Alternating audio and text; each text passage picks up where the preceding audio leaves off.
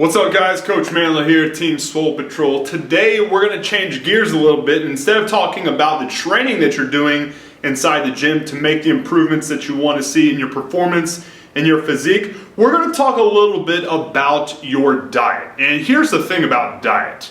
I tell everyone that I ever work with, whether that be in person or online in distance coaching, that your diet is going to be what either maximizes or minimizes the effects of your workout. So without further ado, I'm going to drop 3 simple tips that will change everything in the trajectory of the results that you get from your training. So throw these 3 tips in and I can guarantee you're going to see marked improvements in how you look, how you feel, and how you perform. All right, the first tip and the most important thing that you need to focus on when you're dieting is, number 1, establishing your goal and having a diet plan that reflects a process that will get you closer to that goal in the first place. All right, so case in point, if you're trying to get ripped up, you're obviously going to have to burn some fat. In order to do that, you're going to need to create a diet that reflects that goal. You're going to need to have a caloric deficit, meaning you're going to have to consume less calories than you burn off. Doing that is what's going to help you achieve that goal, just as if you were going to do the flip side of that and trying to gain size. You need to create a caloric surplus. You need to consume more than you burn off. So the number 1 thing you need to do right off the bat is establish your goal and make sure your diet reflects the steps you need to take in order to achieve that goal in the first place. Second tip I'm going to drop on you is one that I typically give to guys that are trying to bulk up, but not at the expense of putting on a layer of body fat that would blur your muscularity. So essentially clean bulking, if you will. And it goes like this. I always tell people to eat in preparation for what you're going to be doing at a physical activity level in the next 3 to 4 hours, all right? And here's what I mean by that. Typically speaking, the only thing that I'm going to change throughout the day in reference to my goals of either trying to put on more size or to lean down is going to be my carbohydrate intake, all right? And that is in direct relation, in correlation rather, to the amount of activity that I'm preparing to do in the next 3 to 4 hours. And that's for good reason.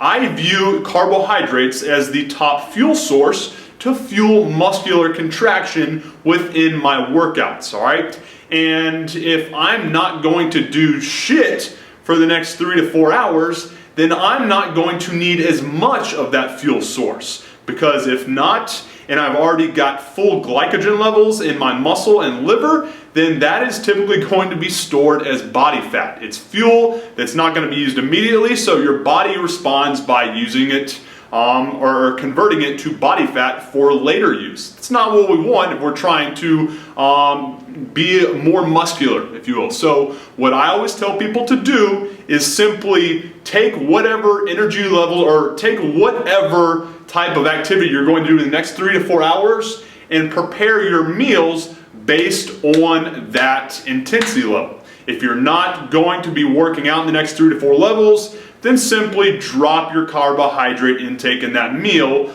to a more reasonable level. And if you are going to be working out, increase it to one that will help you fuel yourself through those intense workouts.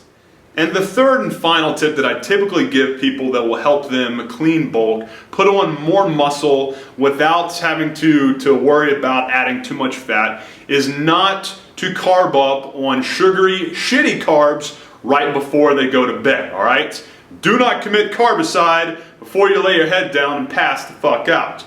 That will suppress your body's ability to produce and release more of the powerful anabolic hormone, HGH, and inhibit your ability to optimize the results from the intense workouts that you're putting in.